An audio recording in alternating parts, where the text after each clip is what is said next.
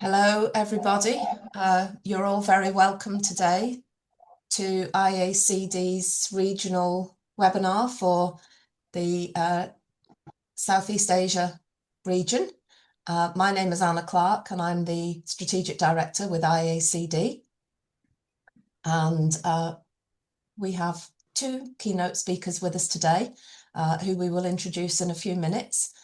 Just while we're letting a few more people in, I want to just make a couple of announcements. The first thing is that we are recording this session and will be editing it to go onto our YouTube channel, just so that you're aware of that. The format for the session is that we have two trustees from the region, Marlon, and Sara, Shakilla, who will introduce themselves and our speakers for today. And we also have our chair, Daniel Muia, who's based in Kenya with us as well. Because of the number of people that we have on the call, which is wonderful, we have about 46 in the group so far, and we had twice as many register their interest in joining. So we may have a few more joining as we move through the session. But just because of the size of the audience today, we don't have the scope to do in-person introductions. So I'd like to invite you, please, if you would introduce yourself in the chat with your name, your role or organisation, and where you're based, whether that's Philippines, Indonesia, Malaysia, Australia. I know we had quite a lot of interest from colleagues in Australia and New Zealand as well. So please just introduce yourself in the chat so that we can see who we have with us. And that would be great. And then also, because of the number again of participants, I would ask that you stay on mute. Please keep your cameras on. It's always great to see who's in the call if you can, if your bandwidth allows for that. But please stay on mute while you're not speaking, so that there's no background noise disrupting the hearing for everybody else. And if you do want to ask a question, once we've heard from our speakers, then you can come off mute at that point. But please put questions into the chat or comments or observations as we progress through, and we'll try and keep track of that and move into those as well. You may notice there's a little bit of shifting around in terms of chairing. That's to manage some of the technical things that are happening for some of us today, including electricity supplies getting switched off, which is very inconvenient. So I apologise that I might not be with you for all of the call, but I hope that I can be. And we will. We've taken account of all of that anyway. So we're looking forward very much to a really interesting webinar today. So thank you.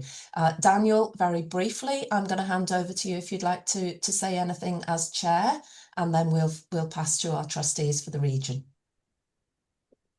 Thank you, Anna, and good afternoon. So this good morning from Nairobi. My name is Daniel Muia, as Anna has indicated. I'm Chair IACD. It's a privilege to be part of this ASEAN webinar hosted by our colleagues Sara and Marlon. And it's one of the opportunities we are creating as AICD to be able to have more impact and more contact and connection with our membership across the regions.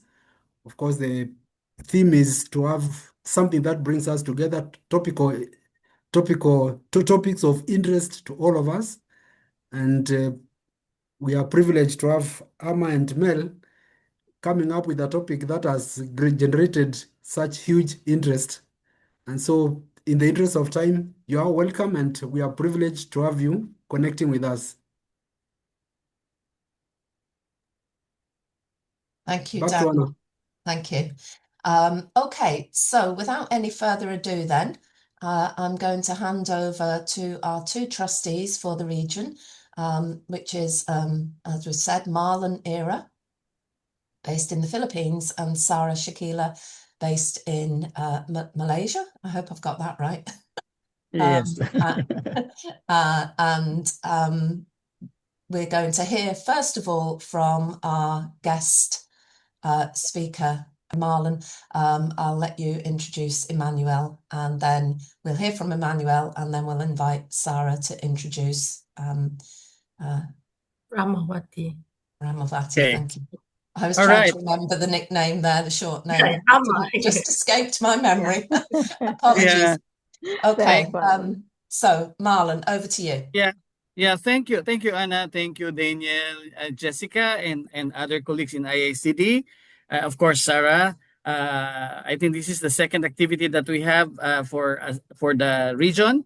So it is my pleasure to introduce our speaker coming from the Philippines. Now, it is a privilege and a personal pleasure to introduce Professor Emmanuel Luna Mel, a retired professor from the University of the Philippines in Diliman under the Center for Social Work and Community Development. Professor Luna is widely recognized for his pioneering contributions to community-based disaster risk reduction and community development practices in the Philippines. Over the years, many of us working in disaster risk reduction, local governance, and community resilience, including those of us in academia and practice, have drawn inspiration from his work and engagement with communities. At present, he is the president of the Philippine Academic Society for Climate and Disaster Resilience, which I am also a trustee, and with other interesting organizations that I will not be able to enumerate in the interest of time. His scholarship reminds us that resilience is ultimately rooted in people's participation and collective action. It is truly an honor to welcome Professor Emmanuel Luna. Let us give him a virtual warm applause. Yeah, thank you very much, Marlon, and good afternoon. It's afternoon here in the Philippines. Greetings to everybody. I am very happy to be part of this endeavor, and of course, community-based disaster risk reduction and management is my passion. Okay, since 1990s. So this today I will be sharing with you briefly, more or less, um, about CBDRRM and how community development intertwine in the practice of CBDRM. So let me start first by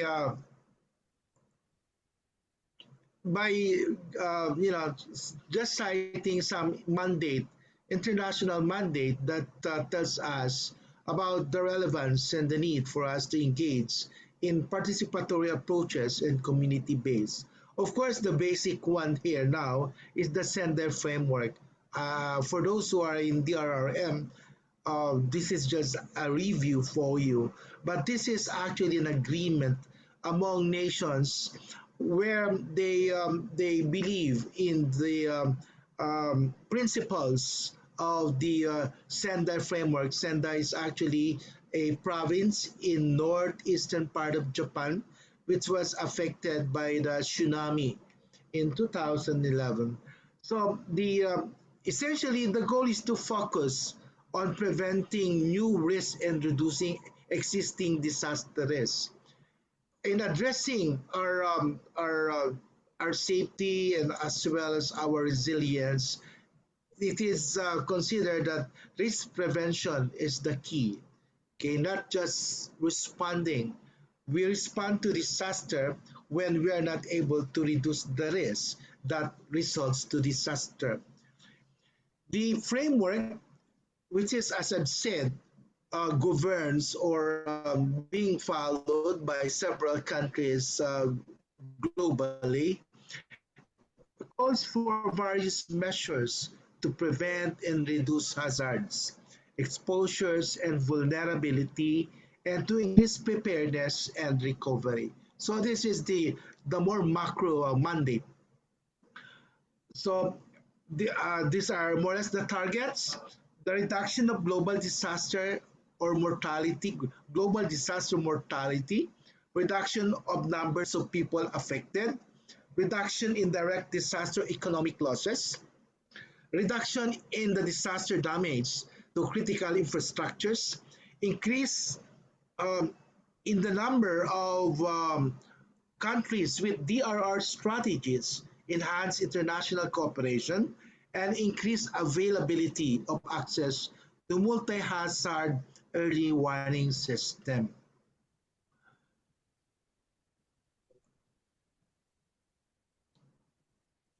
Um, in ASEAN, Association of Southeast Asian Countries, so these are for governing the 10 countries.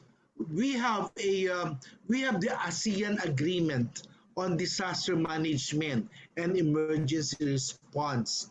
Now this time is a binding. Each country contributes some funds to this to the ASEAN that they can be used if a country is affected by a crisis or by disaster. So the principles include the parties shall give priority to prevention and mitigation, and thus shall take precautionary measures to prevent, monitor, and mitigate disasters. The parties, the 10 countries, Timor-Leste is not yet part of the ADMER, okay, because it just joined in this year, last year in ASEAN.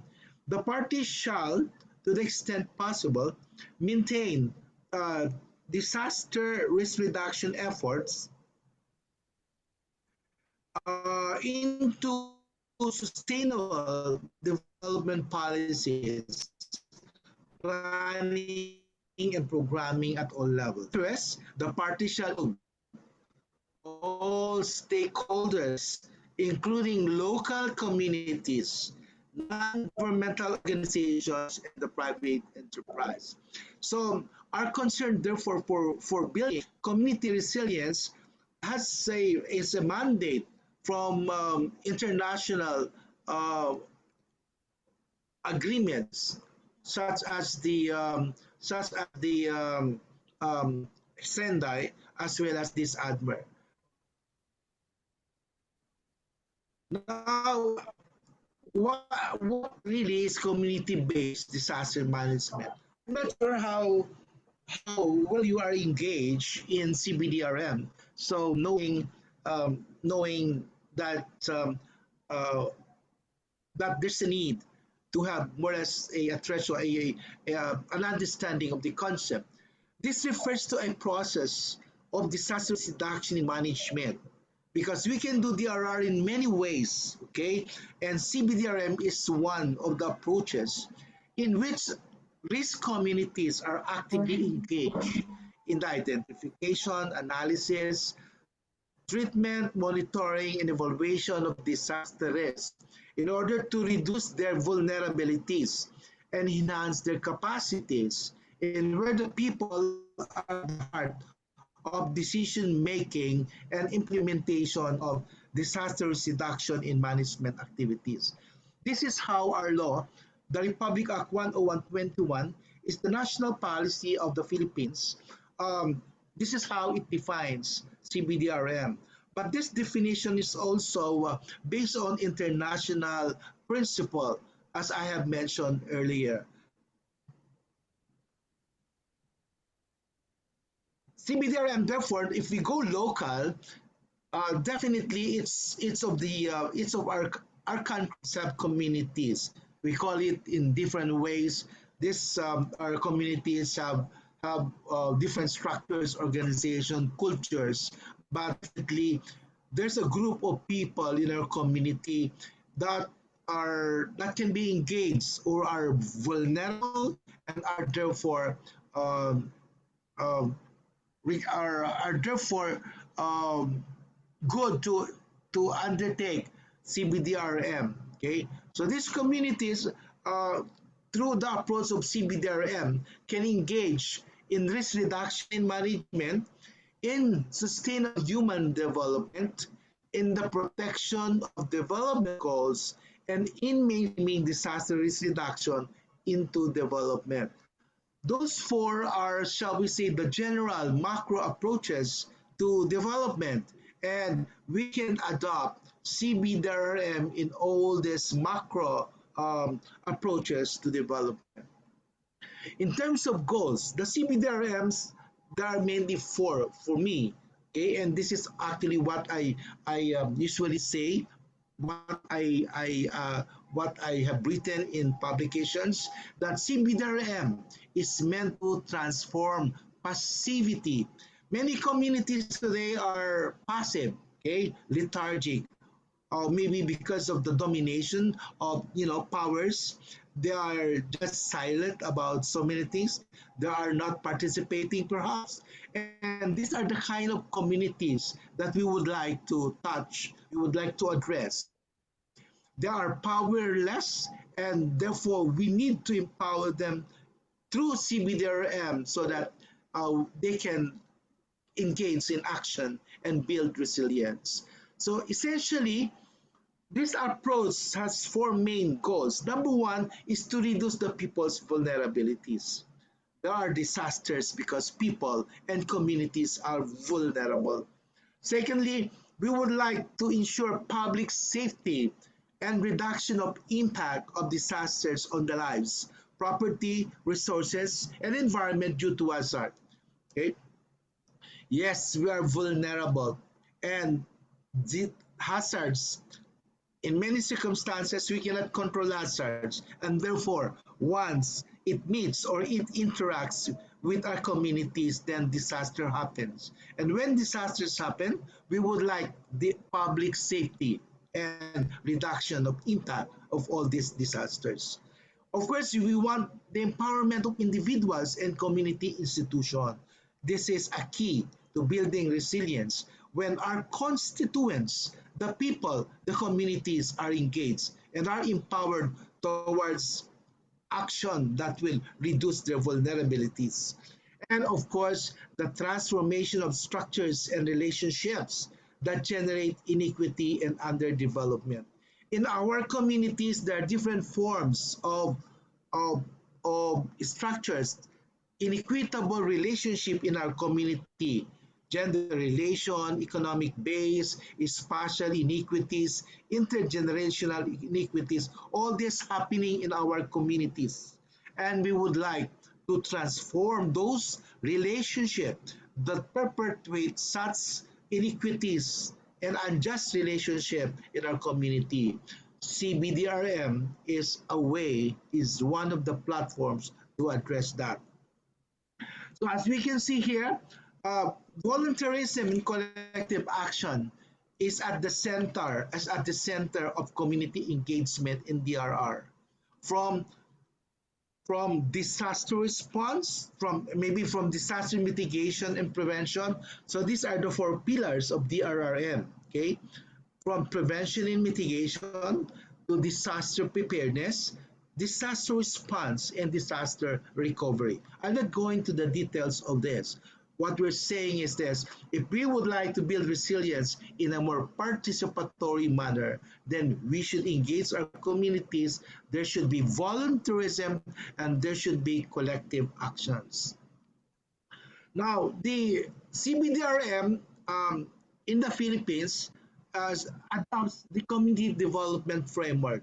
This community development framework, which I shall be discussing with you, is was developed. Well, I'm a professor of community development, and I developed this framework, and this is also being used now in the Philippines. Okay, the first one is about community education. In our communities, we need to build the people's capacities. So we call that community education, and that entails the development of community values that are conducive, that are, for example, respect for human rights, gender sensitivity, about equity. These are good community values, cooperation, partnership. Okay, and then we need to develop the skills, development skills, from organizing to planning. In some communities, they need to be literate. So we need to have literacy education. Depending on the culture, depending on the communities, the people must be skilled for them to get engaged in communities. Of course, we need the conscientization. This is actually a concept by Paulo Freire that says that we must be able um, to assess the situation, look at the reason why we have the present situation, and then be able to change it to the process of praxis, from theory to practice, and from practice to theory. So these are the elements of community education that aims to empower the people. Now, if we would like to build resilience in our communities, we need community education. The next aspect of the framework is about it aims to ensure participation. People need to be educated, need to be empowered, then they need to participate. And what are the platforms? Now, we call this now the community organizing in governance. People must be engaged here. So there are area-based organizing. So we organize people in communities based on geographical areas. So maybe an organization in this village called like this, or homeowners association. So these organizations are area-based geographically. The next one is the so-called issue-based and sectoral organizing. So we organize the women, for example, so that they can achieve equity, recognition. So we organize, of course, I don't believe that the women is a sector, but it's a group of people. I mean, um, the sectors are maybe the students, no, the youth, but women is not a sector. Okay, because 50% more or less of the population are women. And so we organize people when there are issues like, for example, there's an ongoing demolition that will make the people more vulnerable. So issue organizing means that we organize people so they can protect themselves. And there could be communities that are affected by health issues. So we organize people to address the health issues. Like during the pandemic, a lot of community mobilizations were pursued because the people there were organized on the issue of COVID-19. Another aspect of community organizing in governance is alliance and community building. Okay, so these organizations should be linked together for greater strength. The third part is about ensuring people's welfare and well-being. As I've said, the communities must the people in the communities should be developed in terms of education.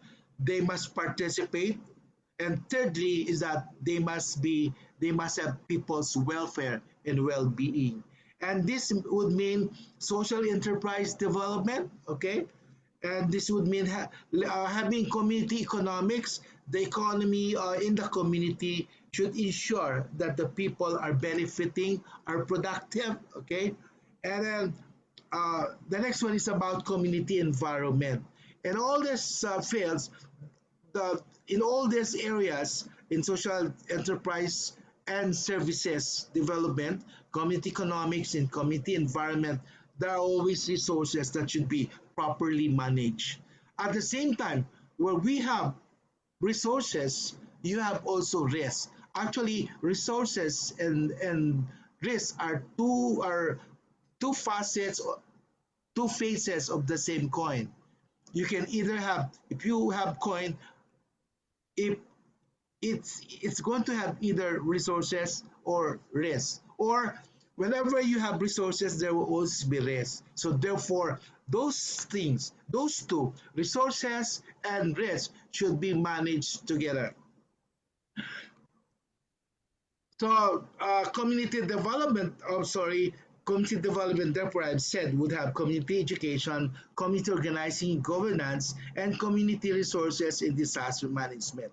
Now this framework is integrated in the practice of CBDRM, because in the communities, okay, in the communities where some development agencies, including government agencies, when they engage with the communities, there has to be a sense of there should be participation by the people.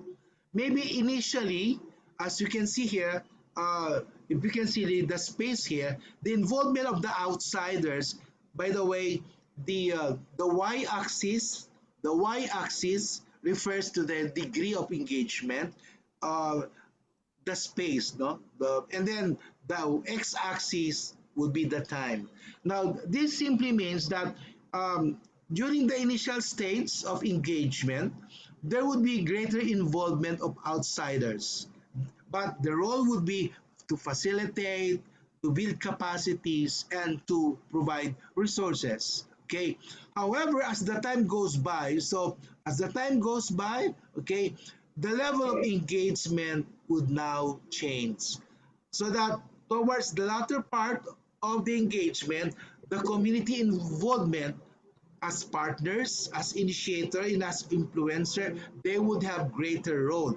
So that towards the end, maybe at time X or maybe at time X10, maybe after 10 units of time, as you can see, the level of community involvement would be greater than the engagement of the outsiders. So we don't want outsiders coming from outside of the community to stay forever in communities. There has to be empowerment means that the skills are developed, the people get engaged, and by the time in the proper time, they'll be able to manage their communities, including the disasters taking place, including DRRM. So these are some of the activities in the communities. Just some pictures, community works and trainings. So you have here organizational meeting of communities. These are actually communities who were affected by the Typhoon Haiyan. One where we had tsunami, not tsunami, sorry, storm surge as much as 30 meters, and then these are uh, affected families and household whom we organize towards disaster recovery. Then we have here some community meetings. Okay, some I'm sure that those who are involved in community extension or maybe community work are familiar with the way we deal with in work with communities. And these are still community meetings and planning, also lobbying. LGU means local government units. So this means local government from the municipal to the city and to the province already. The highest level of local government is the province. Um, and then we have participation in local governance. Now, we've seen that there are immediate community responses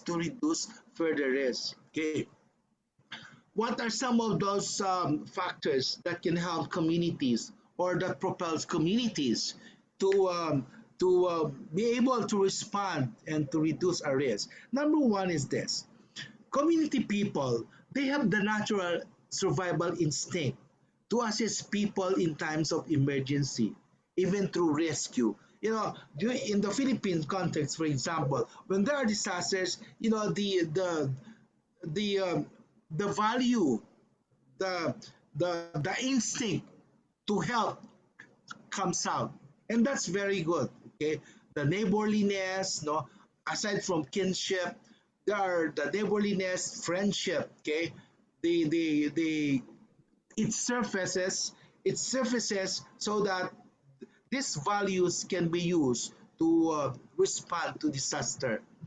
There's engagement in relief operation and early recovery activities. Okay, people, when there are disasters, the people are the first one who are affected, and they are also uh, the first people who can respond. Okay, so especially in rescue, in relief operations, and so on. Families in the community can accommodate families as well, so that instead of having evacuation center, families who were not affected can accommodate people, okay? Then they can save food items from the flood. They can have collective purchasing of uh, and sharing of food. You know, when there are disasters, one of the problems is how to access food. This is very basic. And one of the things that we've learned is that instead of each family going to the market to buy food, then they buy it, they collect, they list the food items that they need, and then a group of people just go there and buy all the food requirements for a group of families instead of individual marketing. Then we have hosting affected families by relative and friends immediately after disaster. That's why this is the best way of sheltering people affected by disaster. Instead of evacuation center, if there are families in communities that are not affected, then it would be good if they can shelter, if they can host the families. Of course, stealing encouragement. The Philippines is a Christian nation, essentially. More than 90% are Christians, and we practice Christmas. And we practice Christmas celebration, of course. And so, Christmas in the Philippines is the highest, the most festive, the event in the country. And Haiyan, for example, it struck the communities in November, a month before Christmas. So what we did was to really encourage people to still be festive, because that can help in their mental health recovery. Maybe you can tell me if I'm already exceeding my time, because Yeah, you can wrap up, I think. okay, sige. So And please, thank you. these are just, I'll be wrapping this up anyway, just to show you the good outcomes. No? There are many good outcomes of engaging the community, and these are the following slide would show us the good outcomes in terms of if reducing the effects. Some action teams are for are organized, you have budget allocation, community-led leaders are able to tap resources, community are able to manage disaster situation, and able to document disaster events. Okay, so these are some of the significant impacts of CBDRM. What I'm saying is this: when we engage the communities, then they become our partners in dealing with disaster and risk reduction. So there could be decrease in the loss of lives of people. There could be shortened period of displacement, more timely and better quality relief assistance, lower cost of relief assistance, especially if the people are engaged in purchasing goods and goods used for relief, better facilitated implementation of relief operations,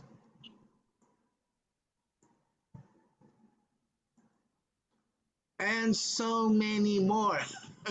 Better assessment, appreciation of the community, drawing out of better project design, better resource management, improved personal development. By the way, what I am presenting to you are actually reflections from previous experiences. Okay, so these are not actually theoretical.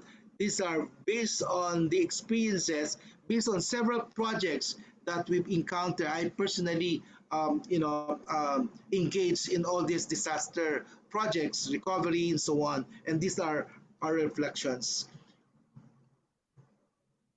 So develop capacity for work, better relationship with better program staff, improve relations and coordination between the LGU, more prepared community, okay, and so many more good impact, okay? So I think that's all for today. And I would say after the sunset, among those affected by disasters, there will be a new sunrise. Thank you very much for your attention. Thank you, Doc Mel, Professor Emmanuel Luna. Thank you so much for Yeah. this very informative, very insightful, and very inspiring presentation. Please stay a while before we proceed to. Now, can we entertain one or two questions, or we can proceed with the next presentation and do the Q&A after. Thanks, Marlon, and thank you very much, Emmanuel. I think just to make sure that we get the most opportunity to hear from our speakers, Marlon, maybe if we can hear from Amma next and then Okay. open up. Okay. I think that's probably best. Thank you. Okay, hi everyone. Thank you for consistently waiting for the next topic on our webinar today. So, I'm Sara from Malaysia as a trustee for IACD, and welcome everyone to our webinar on next topic, which is Disaster Resilient Community Program in Indonesia. It's my great pleasure to introduce our speaker, Dr. Rahmawati Husein, former head of Muhammadiyah Disaster Management Center, MDMC, and former member of the advisory group of the Central Emergency Response Fund, CERF, United Nations. She has extensive experience in disaster governance, community-based resilience, and global humanitarian coordination would provide valuable insight for an international audience, particularly in connecting local community practice with global humanitarian frameworks. So, Dr. Rahmawati will be discussing the Disaster Resilient Community Program in Indonesia is an initiative aimed at strengthening local community ability to prepare for, respond to, and recover from natural disaster. Please join me in welcoming Dr. Rahmawati to our virtual stage. Okay. Dr. Rahmawati, the floor is yours. Thank you, Dr. Sara, for the very kind introduction. Good afternoon, everyone. Uh, Thank you for having me and for inviting me to be part of the IACD webinar series.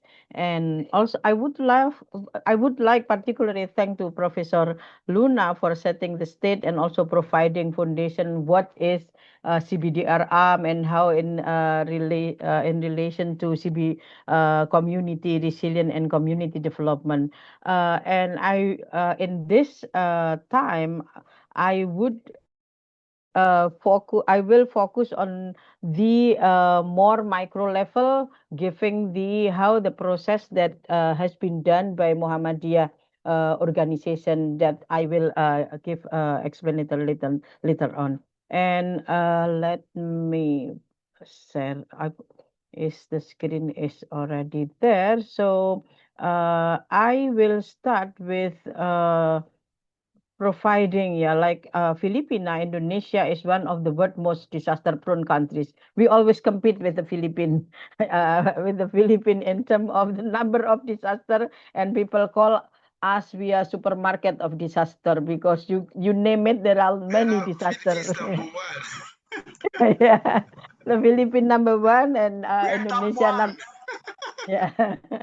Yeah, we are top two always, yeah, Prof. Luna, in terms of the disaster that occur in the region because of the ring of fire, the geographical, yeah. So it's really the center of all the typhoon, tectonic, and volcanic belts. So that's the risk that we face from time to time. And I just showing that Indonesia mostly is also hit by many shallow earthquake, yeah, because of the fault in instead of plate, we are also threatened by many shallow earthquake, and also we also get the potential tsunami in every areas, yeah, in Indonesia.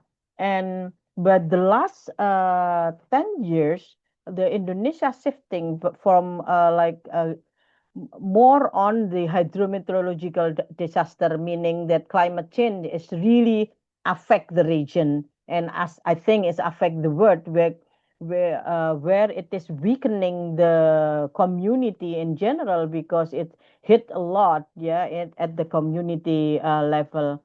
And I do not want to repeat what Professor Luna say about the CBDRM, so I will give more time for the discussion. But I will also state it or mentioning that the same with Philippines, Indonesia is already launched the Disaster Resilient Village Program starting on 2012. It's almost 14 years ago. Although the outcome is still far from the overall villages.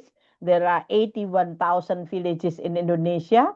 Only around estimated, there is no the precise number because not only government done the CBDRM, but there are many NGO and other CSR do it as well. So it is estimated only around 18 to 20,000 of 81,000 villages. So it means it's only 20 to 25% that is already done the disaster village program, which is very important because this is also mentioned in our law that the local government should be responsible strengthening the capacity at the local level and ensuring community to participate in disaster management, which is still a lot of work because as the same with Philippines, we are archipelago country with 17,000 island, which is not easy to do across the region in Indonesia to carry out the disaster resilient village program. So I just want to give the example what Muhammadiyah do. So for those of you who haven't heard about the Muhammadiyah organization, it's a huge organization. It was founded in 1912, more than 100 years.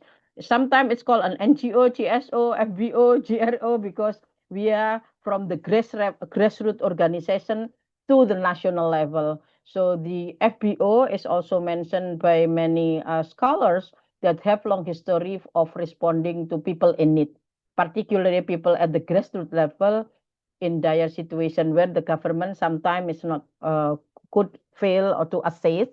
So it is very important the local faith institution to be equipped or to strengthen the community of the people that they serve. So we have close proximity to the community. So like Professor Luna mentioned, there are sometimes need facilitator from outside within community, but Muhammadiyah both outside and inside. Some community they already have representative of Muhammadiyah, but some not. So we work in both community, and I just give the set. So we are usually we are present in 80% of district in Indonesia, the Muhammadiyah organization, and it really helped in having the community development at various level. Yeah, at the sub district, the village, and even the ward or the kampung. Yeah, the very small because of our vast network. And we also have the network for the school university, which also provide the important sources that needed to strengthen the capacity at the local level. So I'm right now currently in one of the Muhammadiyah University in Jogja, and this is the structure. So it's the structure is down to the sub branches or sub district and branches. And I will give the example for the two cases. The first cases is almost a 10 years ago, and I will compare with the current community resilient program that Muhammadiyah do to compare what, and we use the indicator that already set up by the government in term what community based disaster risk reduction. So we pick the Palangkaraya, the Borneo, where often receive a lot of haze because of the fire, the forest and peatland fire. And in Bima, is this island next to Bali. This is Bali, and this west of Nusa, where many or multiple hazard like flood, earthquake, and so on. So I will use that because the risk of multiple hazard like flood and so on. So how we do, like Professor Luna has also explaining the stages. So in in our experience or cases, what we do is in the preparation, we do the recruitment of facilitator. Facilitator is really important in community to strengthen the community resilience because they are the one who drive all the process for making increasing the capacity. And then we do the training both for facilitator and also for the community targeted, or the community itself, because some we are there in the community, so we are with them, trained, to increase the knowledge and other capacity. And then we do education and awareness. And at the stage 2 or the phase 2 program activity, we try to working together with the community to identify and mapping the risk. So the first stage is very important because some people, they know the disaster, they heard about the disaster, but they do not know that the risk is close to them, or they do not aware to the risk around their neighborhood. So assessing, identifying and mapping the risk is very important, and then assessing vulnerability and capacity, as Professor Luna mentioned, that based on the SENDE framework, the risk is vulnerable multiplied by hazard divided by capacity. So increasing capacity, we're lowering the risk. So that's why we need to assess the vulnerability and capacity, and also document drafting. So we work with the community to do the contingency plan, operational response or emergency response plan, SOP and mechanism. And then we also establishing DRR forum. DRR forum at the village and to the national level in Indonesia, they are growing right now. They are also been recognized by the NDMA, the National Disaster Management Agency, as the source of capacity at the community level. So DRR forum at the village will also strengthening the community. And we also have the ER team and training and the emergency, the early warning system we also introduce. And the phase 3, to increase the capacity, we do TTX, CPX, skill drill, and FTX. For those who not familiar, TTX is tabletop exercise, usually for us do all simulation, single hazard and multiple hazard, and then command post exercise, and then the skill drill, and then also FTX is the full scale exercise where we involve all the community in the village to engage in our training and simulation. And then we also work on the policy advocacy, disaster plan approval, action plan, contingency plan, operation plan, and the village head will sign as part of the village priority. So that's how the community-based DRR being introduced and also strengthened by setting DRR forum. And this is a process like what Professor Luna also mentioned. The first is identifying community at risk. It's very important because sometimes they do not know that they are at risk, or they know the risk, but they do not know how to do, or they know at the very limited understanding that they know that it's a flood. They have the capacity or the indigenous knowledge, but how the facing the very complex disaster like what happened right now is not very simple.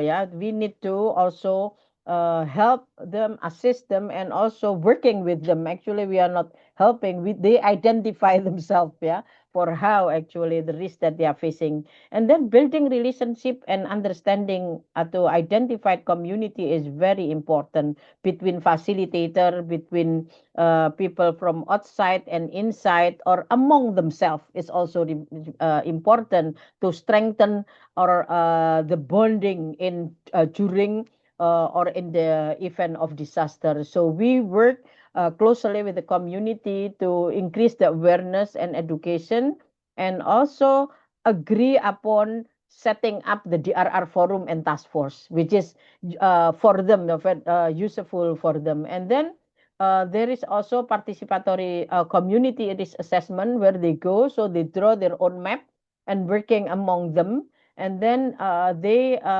start working on disaster plan, contingency plan, and response plan, and other SOP.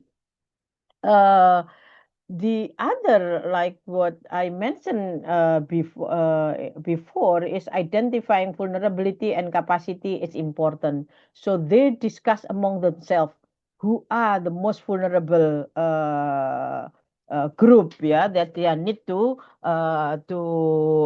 identify and also to strengthen the capacity.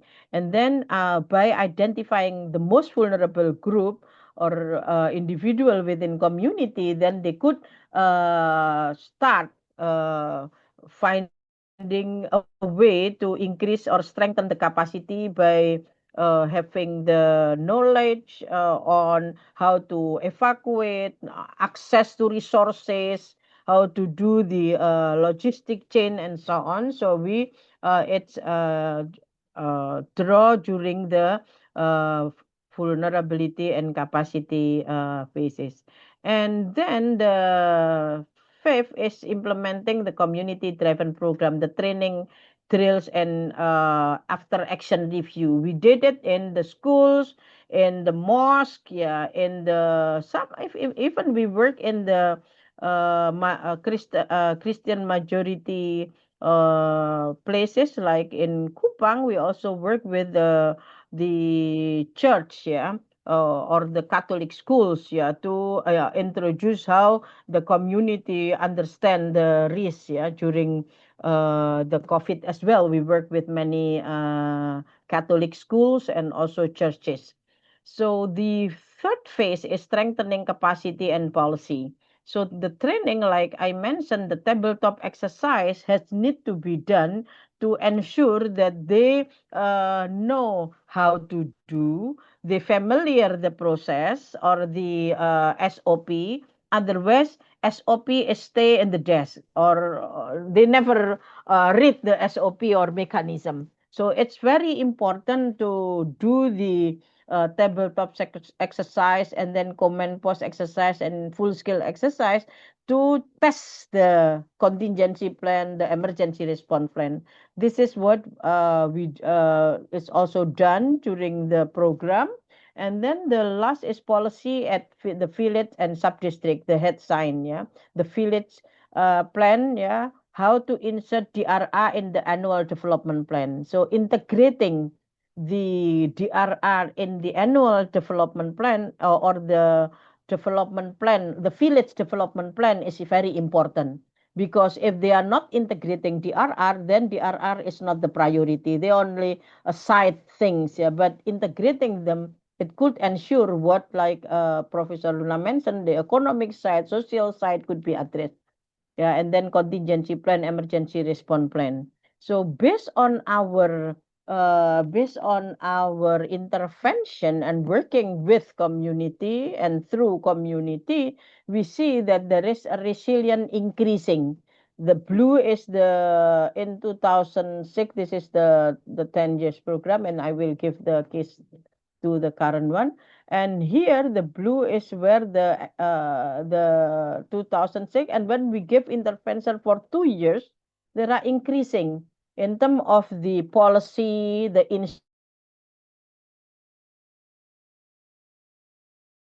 and then the understanding. Sorry, I haven't translated, but I do have the report in English.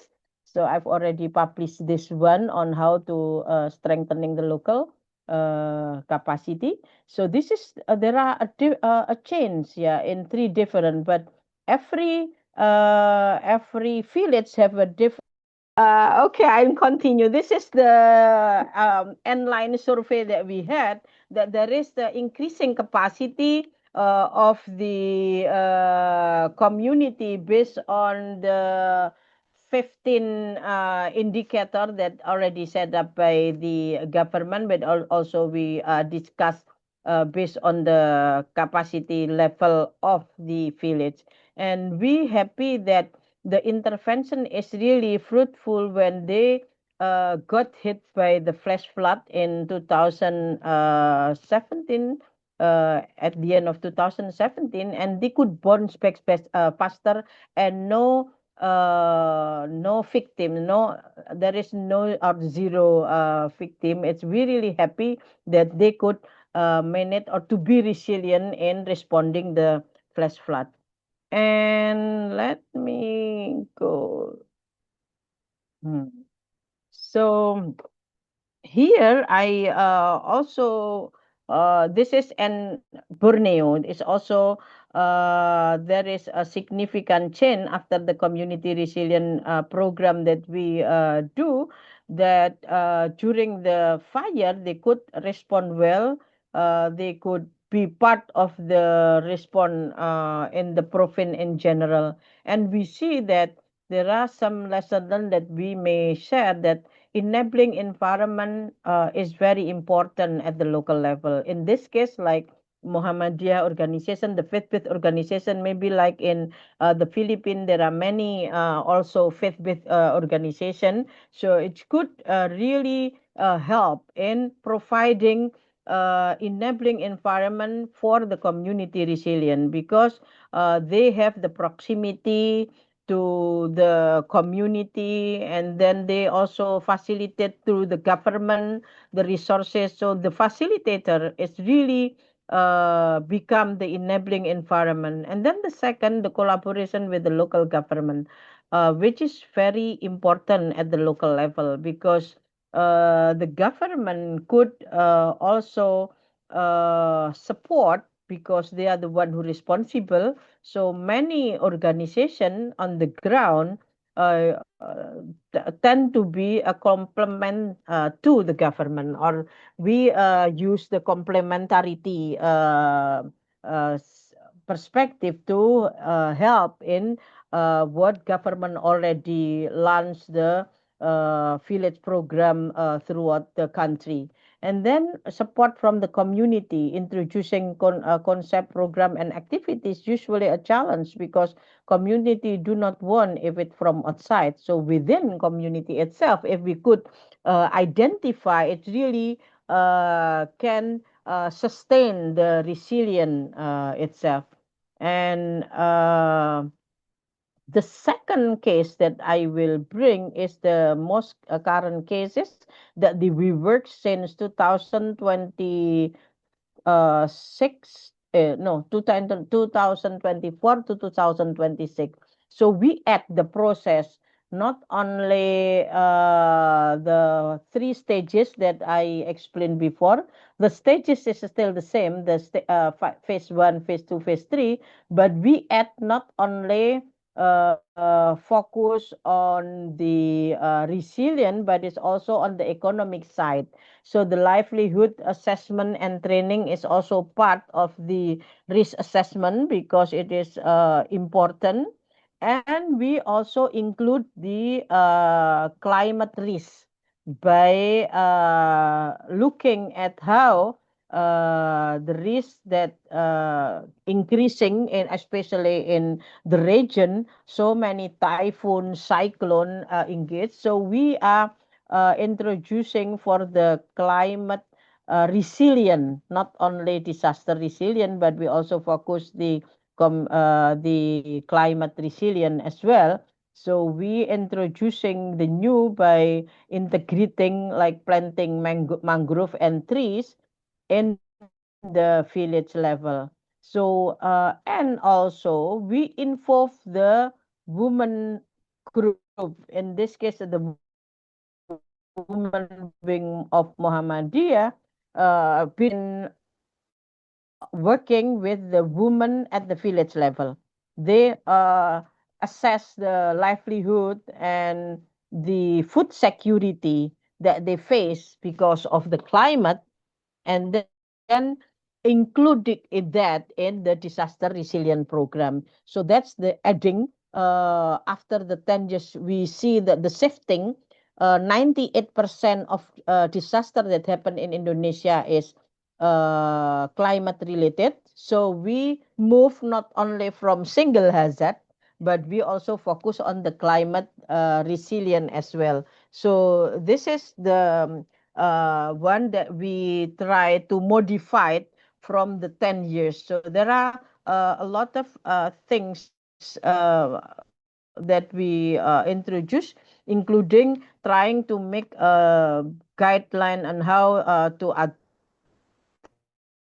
address the climate related, in term of the plan, in term of the food security, and then also the climate related disaster like typhoon, cyclone, and flash flood. And what we also focus on then how to get the disaster profile and perception. We not only working in the community, because sometimes the community have their own perception. We it is useful as a community organizer, for example, to understand the perception on DRR to address what the issues. And we also introducing the early warning system and focusing on preparedness and prevention, and also food security, and with the approach of gender and social inclusion. They introduced that as part of the community resilient program. And we see here from the 5 village level right now, the level that we do the baseline survey up to 3 months, there has been the increasing from having a newly, yeah, in term of understanding they are moving, yeah. The blue, yeah, is the before intervention, and the red is where they start having a moving. This is still ongoing program, so we haven't finished from the program, and we still continue. This is in Nusa, the island next to Bali, the Lombok Island. And we see as well that I've already translated that in 5 villages they have a different result. The in 2 villages they already have a high score in policy and regulation, because they already started drafting the plan during COVID. So COVID is also creating more resilient, because this is the case when there is no international intervention, there is no national intervention, because people cannot move, so the community have to solve the problem themselves. So once the village is already start having the regulation, it will affect for having the multi-hazard resilient program, where they could use the experience during COVID for drafting the policy and regulation for other hazard. And then other village got the higher on prevention and mitigation, because never recorded. And then the last one, in the gut of emergency preparedness, the 2 villages has lower score, because they has not having, or not all village have early warning system in Indonesia, not yet, yeah. Only the communication is through district, and then the district inform the head of the village. But not every village has not had the early warning system. And then how they do not have the disaster information dissemination, evacuation route, shelter, and so on. And on recovery preparedness, one of the village got higher score, because they could already implement the mechanism. So in conclusion, I would say that community resilience can be achieved through community development, as Professor Luna mentioned, is intertwined, where from the case that I already draw, we see that strengthen community capacity, including the village institution, is part of the community development. So that's the point that I got from Craig, that the community development element, there are 4 key points: strengthen community capacity, encourage participation, promote social justice, build collective action, which also mentioned by Professor Luna. In our case, in Indonesian case, that including strengthening village institution, because without any strong village institution, they cannot produce regulation or policy, and they could not support the community themselves. And then the encourage participation, various stakeholders involved, and also including the vulnerable people, which is very important to ensure all participate in the disaster resilient program. And then through the gender and social inclusion, we ensure the social justice. And last, we want that, as also already mentioned, that collective action is part of the community development, which is very important. And the community resilient program managed to build or to set up the forum at our team, and they are all volunteerism. I agree what also Professor Luna mentioned. Volunteerism is the heart of the community resilient, because no one pay or no one.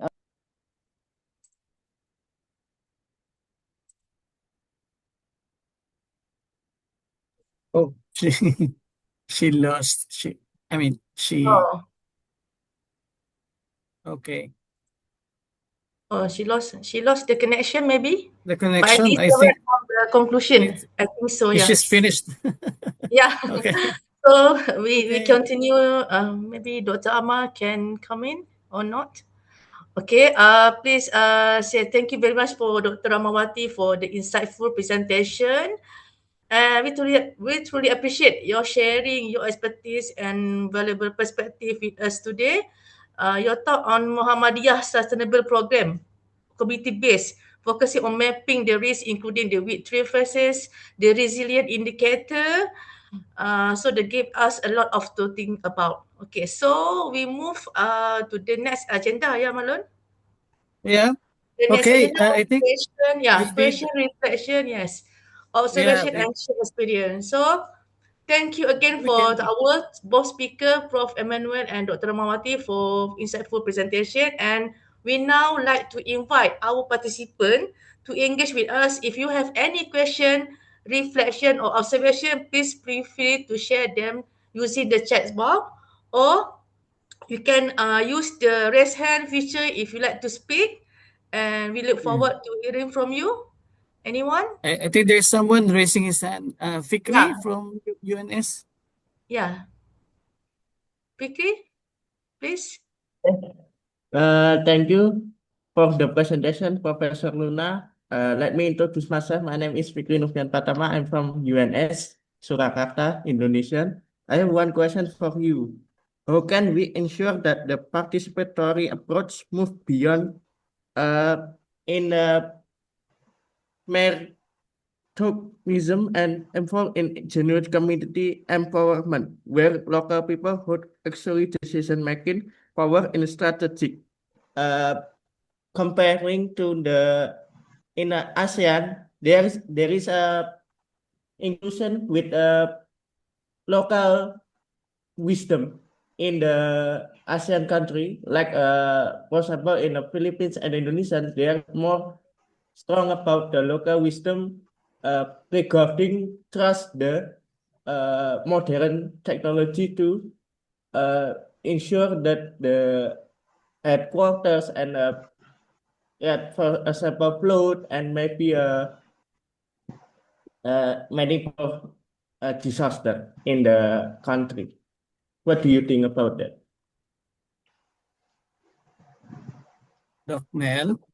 Um, um, I would like to ask can you summarize your question? Sorry.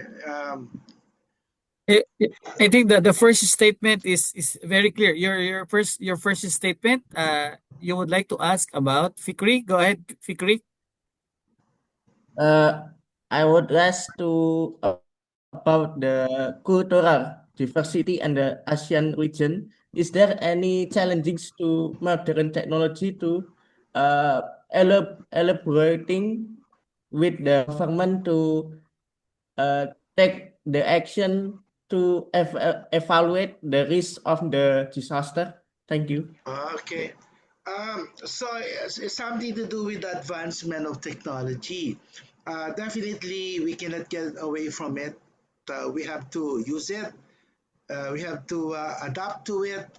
And the communities that we have now, we're even teaching them how to use advanced technology.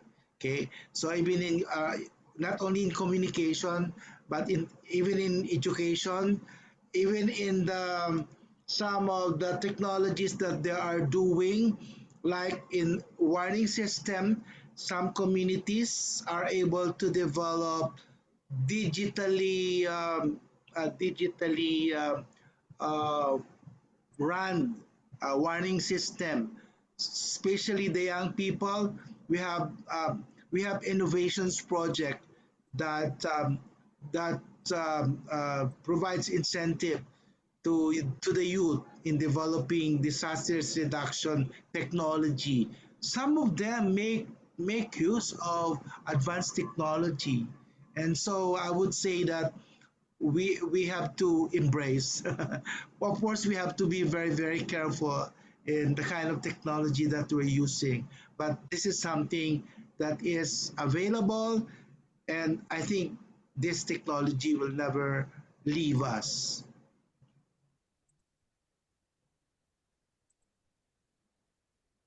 Thank you, Doc Luna. Sarah, go ahead. Yeah, maybe we have some question to Dr. Rahmawati, but I think she's not here. So maybe we can. I'm here. Yeah, sorry, I didn't see you. Okay, so Okay. that's a question from Ritu that she asked what indicator of resilience were used to measure change. Okay. So actually, my colleague already also answered. So we use the indicator of resilience is first the policy and regulation. Yeah, by the how the village level community have their own regulation to ensure that the DRR is part of the development. And then the second, there is a change in capacity or the capacity. It meaning how they know their risk. Yeah, for they can identify the map. Or let me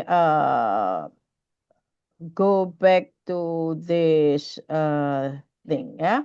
So there are several indicators that I show the result is there also forum in the community that ensuring the DRR been implemented. The fourth is also the team. Yeah, the team, the task force that are ready during the emergency response. And then the fifth, the other indicator is they could manage to make the like the evacuation plan, the evacuation road, and then the seven they could draft the document like contingency plan, emergency response plan, and also the SOP among themselves. So if in the community hit by flood, they know where to go, how to evacuate themselves, where the resources could be accessed. So that's the measurement that the seven indicators that already also mentioned in my colleague in the chat room. Okay, thank you, Dr. Rama. And one is the request for Amberly that could you provide translation for the version your data, and maybe maybe can email to me to share the audience the translation of your data, empirical data, just your presentation. Yeah, that's the request and not question. And we have two more question for the Prof. Emmanuel. First, how does the community coordinate with government and NGO during disaster? And the second question, what are the biggest challenge in implementing disaster management plans? Yeah. Prof. Luna, can you unmute your? Sorry, Yeah. sorry. Yeah. Thank I you. will Thank answer you. first the second. I will answer first the second. Actually, I have a lot of challenges in the list, but I did not include the slides because it's Mm-hmm. going to be very, very long. Well, the challenges about coordination, about expectation, about dependency as well. So many challenges, and even we also encountered challenges about red tagging. When say red tagging, they consider Mm-hmm. you as communist because you're activists, which is not true. Okay, so those they will call you as rebels, even if you're just advocating for what is right. So the moment you advocate for human rights, then they would ascribe you as anti-government, no? Things like that. Those are the challenges if we engage with the people and with the community. Now, with how do we deal the linkages? Um, in my slide about community organizing in the triangle, so you have organizing geographically and then issue based. There's one at the top about alliance building and so network building. And it's very good because in the Philippines, we have a lot of networks, okay? Before they tend to clash. But now we've learned to work together. We've learned to tolerate differences. Okay, so with non-governmental organizations, there's so many thousands, and they are usually organized, form into alliances, and therefore at the national level, we're able to communicate. Okay, for and with the government, well, it depends on the issue. There are cases when we are against government programs because if the Mm-hmm. program is going to create greater vulnerabilities, then we hold placards. We demonstrate. Okay. However, there are cases when some government programs are very good, so they're useful. Then we participate. So we adapt both the functional and the conflict perspective of and practice of participation. We do that Mm-hmm. on a case to case Mm-hmm. basis. Okay. Thank you, Prof. Luna. And maybe, Marlon, can we proceed in one more question to Dr. Rahmawati? Is it Yep. in, yeah. Okay. The question was that same with the Prof. Luna question. The challenging and biggest challenging towards the Indonesian setting in overcome and prepare the disaster management. Yeah, from the community perspective. Yeah. Yeah, there's like Professor Luna, there's always a lot of challenges, yeah. The issue is sometimes they are not really involved in the process of understanding the resilient and to become a community resilient.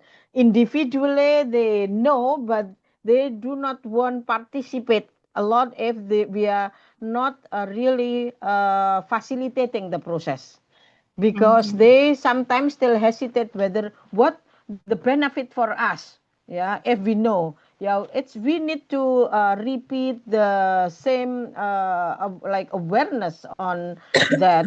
So the process of work engaging with the community is always a challenge, especially if you are not from there. That's why we really for Muhammadiyah we really find the facilitator that speak the same language, because in Indonesia we have 350 languages. Wow. So so if we speak Indonesia, they said, "Oh, you are outsider." So we really have to find the person who are speaking the same language, yeah, with them. And then the second, the influence of the local leader. If the local leader, especially the village level local leader, they are not really interested in, then they are not working, because the community still listen to the local leader. So so it's very important. Sometimes it's not only local leader, but the most influential and influence people, because they listen to whoever they think that it is could be followed as a leader, the local leader, yeah, the leadership of the local leader. So if they are not there, then it's also a challenge for us to engage with the community. The third is also, if we are from outside, sometimes the endurance to go, because it will take a long time to really make the community have the strong institution. They have a good practice. They need a lot of like a long process, yeah. And sometimes also required a lot of fun as well to do a multiple exercise. The TTX, FTX is also costly. So it's also a challenge if we want to really do the full scale exercise, for example. Yeah, that's also a challenge. And then the last, I guess, I think that's all. The biggest challenge that we face mostly are because of the understanding the local communities. And the actually the last challenge is engaging, like what Fikri asked. The facilitator or whoever working with the community, understanding the local knowledge and local or indigenous knowledge or local wisdom. Sometimes, for example, they don't want to use whatever government introduce, for example. We have to encourage them to accept, yeah. For example, uh, acknowledging in terms of the early warning system, they they do not get the access for the digital information from the government. So the easiest way, like using the local in Indonesia, using bamboo to put the sound, it means this is the sound of level 2 or level 3. So instead of like using digital, then we accommodate the local culture, yeah, to use that as an early warning system among themselves that they agree upon with. So that's the adaptive, yeah, the adaptive knowledge, yeah, is very important in the community if we want to do the community resilient or community development. Otherwise, they're resistant to whatever the new thing that we bring if we do not incorporate what they already have the knowledge and practices. I guess that's my Okay, thank you so much for Dr. Rahmawati and Dr. Emmanuel for the explanation and the responses towards our question and response from the participant. So next agenda, I will pass to the Marlon for the Okay. conclusion for today. Yeah. All right. Thank you, Sarah. Thank you, everyone. I'm not going to attempt to summarize what transpired, but I think maybe just mention some important points that we were able to hear. Community participation is frequently highlighted in disaster governance frameworks, such as Sendai, yet decision-making power often remains centralized. No? So I think that's the challenge. Thank you for hearing from our two speakers about community-based and community participation. No? In many countries in ASEAN have significantly improved disaster response capabilities, particularly through mechanisms like the AHA Center. Okay, so note that across ASEAN, communities are consistently described as the first responders and the last to recover. So I think we have a lot more things to do. And By the way, we would like to inform everybody that we are aiming to have about 2 to 3 online webinars for the ASEAN region each year, and hopefully we will be requesting you to give us feedback. No, I hope we can share the evaluation form to you, and maybe you can tell us what specific topics do you want us to discuss in relation to community development and disaster and climate change.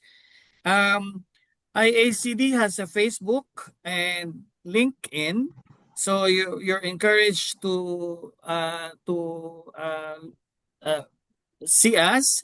And of course, we would like to encourage you. Of course, our chairperson is here, Daniel, to join us as a member of IACD. And Daniel, would you like to tell us a bit very quickly about the WCDC in Glasgow? Thank you, Marlon. Daniel? And in the interest of time, I've put some links on the Yeah, chat. please. Yeah. And three different posts. One, we are Okay. inviting those who are not members of IACD. There is the link Okay. there. You can choose to join us. From what we've already heard, we are not terribly bad people. We talk about things that are very important in the lives of the people who are most important in this world. The people who live in the villages, in the communities, and the people who are affected by most of the things that at the end of the day, the governments will speak from the big offices, but they are the people who eventually make all the difference and ensure that communities thrive and humanity thrives. And thank you so much. As Marlon is indicating, this is just a start. We are going to have a series of presentations. The second post I made is about giving feedback on the processes of running and managing these webinars. We are running webinars across all the regions. IACD has presence across the globe. Next week we will be having a webinar from Sub-Saharan Africa on stories of change, working with women with disabilities on advocacy on their rights on Wednesday 11th, and it's a whole series. So I would encourage you just to stay connected with your trustees and make life easy. I'm sure we have a lot of things that we can say, we can present on. This is the opportunity to present on topics of your interest. The platform will be made. And lastly is about the World Community Development Conference. That is happening in Glasgow, 30th of June to 2nd of July. The early bird registration process is closing on 16th of March. Unfortunately, the submission of abstracts is already in the past, but you can arrange to participate. And we are discussing about community development in a fairly turbulent world. And going by what has already happened, we were talking about Trump and the kind of challenges he brought about with withdrawing the American support and all that in many of the development agencies. Now with the challenge in the Middle East, it's even going to be a lot more difficult for communities really to get the resources that they require. And so join us, be part of this discussion. And I think as we close, join me in giving a round of applause to Dr. Rahmawati, Husein, and Professor Emmanuel Luna for a job well done in leading us in this discussion. And in a special way, I want to appreciate my colleagues, Dr. Sara, Shakilla, and Marlon for taking the lead and making this happen. From IACD, we are so proud to be associated with you and the success of this first major event in ASEAN region. Thank you so much. Okay, with that, thank you, Daniel. Okay, with that, on behalf And of as we close, possibly yeah. for the record, we could take a picture if it's okay. Yeah, can we request our participants to open your video, if it's please? okay with you, you can just open your screen. Yes, And please. those who have the latest cameras, you can take a photo and share with us, please, for social media. Okay. In the event you don't wish to be taken a photo, of course, you can now shut down your video. Yeah. Okay, thank you very much. So I'll take, I have Okay. 2 screens, so I have to move to the next screen. Okay. Okay, here we go, the next one. So thank you so much, and over Okay. to you, Marlon and Shakilla. This is your show. Okay. All right. Thank you, Daniel. Of course, on Thank behalf of Anna, Jessica, of course, and other colleagues in IACD, of course, Sara, congratulations to both of us. Okay. More to come. And of course, we would like to invite you in the future activities of the IACD ASEAN region. Okay. Stay well, everyone. Be happy and looking forward to meeting you again in the future. Yeah, Bye for looking now. forward. Thank you. Bye, thank you. Thank you, everyone. See you Thank again. you. See you Bye. again. Bye, Bye. Sara. Thank you, Dr. Rahma. Thank you, Daniel. Thank Thank you, you. Thank you Marlon. very much. Doc Thank you. Mel, Thank you. thank you. Thank you so much, Salamat din. Emmanuel. Doc Salamat. Ama, Thank thank you very you. much. Thank you, Doc Mel.